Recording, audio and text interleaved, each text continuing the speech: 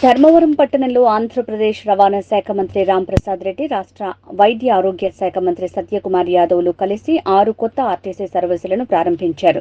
ఈ సందర్భంగా రాష్ట్ర వైద్య ఆరోగ్య శాఖ మంత్రి సత్యకుమార్ యాదవ్ మాట్లాడుతూ ఆర్టీసీని నష్టాల్లోకి నెట్టేసిన వైసీపీ ప్రభుత్వం వైసీపీ కార్యాలయాల భవనాల నిర్మాణం కోసం ఆర్టీసీ ఆస్తుల్ని ఆక్రమించారు. ప్రజలకు రవాణా సౌకర్యాలు కల్పించాల్సిన వాళ్లు ప్రజల సమస్యలను గాలికొదిలేశారు. కూటమి ప్రభుత్వంలో ప్రజలకు రవాణా సౌకర్యాలు కల్పించడంతో పాటు కొత్త రహదారులు నిర్మించి ప్రజలకు మెరుగైన సేవలు అందిస్తాం. కొత్తగా 6 సర్వీసులను ప్రారంభిస్తూ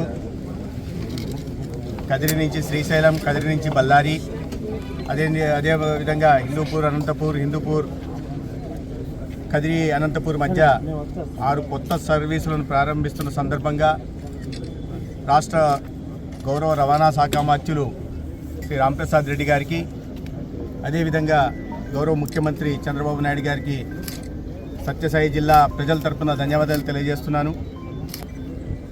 ప్రజల రవాణా సౌకర్యార్థం ముఖ్యంగా పేద ప్రజలు జిల్లా కేంద్రానికి హిందూపూర్ నుండి అనంతపూర్కి, అదేవిధంగా ఎక్కువ మంది వ్యాపార రీత్యా బళ్ళారి వెళ్తూ ఉంటారు కాబట్టి బళ్ళారి దాకా, ఎక్కువ మంది శ్రీశైలం మల్లికార్జున స్వామి దర్శనార్థం కూడా ఈ ప్రాంతం నుంచి వెళ్తూ ఉంటారు కాబట్టి వాటిని దృష్టిలో పెట్టుకొని వారి సౌకర్యార్థం ఒక ఎక్స్ప్రెస్ సర్వీస్ను కూడా శ్రీశైలం దాకా వేయడం జరిగింది. వాటికి మరొకసారి నేను ధన్యవాదాలు తెలియజేస్తున్నాను.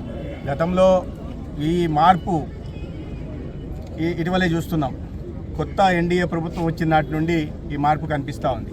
గతంలో ఆర్టీసీకి సంబంధించి అనేక విధాలుగా తప్పుడు నిర్ణయాలు తీసుకొని ఆర్టీసీని నష్టాల్లోకి నెట్టివేసిన విషయం కూడా మనందరికీ గుర్తుండే ఉంటుంది. మరీ ముఖ్యంగా మరి పార్టీ కార్యాలయ భవనాలు నిర్మించుకోవడం కోసం, వైఎస్ఆర్సీపీ పార్టీ కార్యాలయ భవనాలు నిర్మించుకోవడం కోసం ఆర్టీసీ ఆస్తుల్ని కూడా ఆక్రమించుకున్న విషయం కూడా మనకు గుర్తుంది. అంటే ఈ రకంగా ప్రభుత్వం ప్రజలకి సౌకర్యార్థం సర్వీసులు ప్రారంభించాల్సిన పోయి ఒక మెరుగైన రహదారులు నిర్మించాల్సిన పోయి గతంలో రహదారులు పూర్తిగా గాలికి వదిలేసి ప్రజల రవాణా సౌకర్యాలను కూడా గాలికి వదిలేసి తీవ్రమైన ఇబ్బందులకు గురి చేసింది. వాటిని అన్నింటినీ సరి చేస్తూ కొత్త ప్రభుత్వం చంద్రబాబు నాయుడు గారి నాయకత్వంలో, పవన్ కళ్యాణ్ గారి నాయకత్వంలో ఇవాళ రవాణా సౌకర్యము, అదేవిధంగా ప్రతి గ్రామానికి కూడా మళ్ళీ రహదారులని మరమ్మతులు చేయడం కానీ, కొత్త రహదారులు నిర్మించడం కానీ, అదేవిధంగా రాష్ట్ర రహదారులను కూడా పునరుద్ధరించే కార్యక్రమాన్ని శ్రీకారం చుట్టారు. నిన్ననే మనం చూసాం, ముఖ్యమంత్రి గారు జాతీయ రహదారులను కూడా అనేక చోట్ల గత ప్రభుత్వం, కేంద్ర ప్రభుత్వం మంజూరు చేసినప్పటికీ కూడా భూమి సేకరించకపోవడం వల్ల అనేక జాతీయ రహదారులు ఎన్హెచ్ఏ ద్వారా కానీ, మోర్త్ ద్వారా కానీ ఆగిపోయిన విషయాన్ని కూడా మనం చూసాం. నిన్ననే ఒక సమీక్ష నిర్వహించి ఆ జాతీయ రహదారులకు కూడా త్వరితగతిన భూమిని కేటాయించి ఈ రాష్ట్రంలో ఒక అద్దంలా, నిజంగా గతంలో ప్రకటనలు మాత్రం చేసేవాళ్ళు, అద్దంలా మెలిసే రోడ్డు చూడాలి, తలతలలాడే రోడ్లు చూడాలి అని 9 సార్లు 10 సార్లు సమీక్ష చేసినప్పటికీ కూడా ఒక్క రహదారి కూడా బాగుపడకపోవడం మనం చూసాం. ఎక్కడ చూసినా గుంతల రహదారి ఉండేది, దూరము లోతు కూడా ప్రయాణించే దౌర్భాగ్యకర పరిస్థితి ఉండేది. వాటి నుంచి మార్పు వచ్చింది.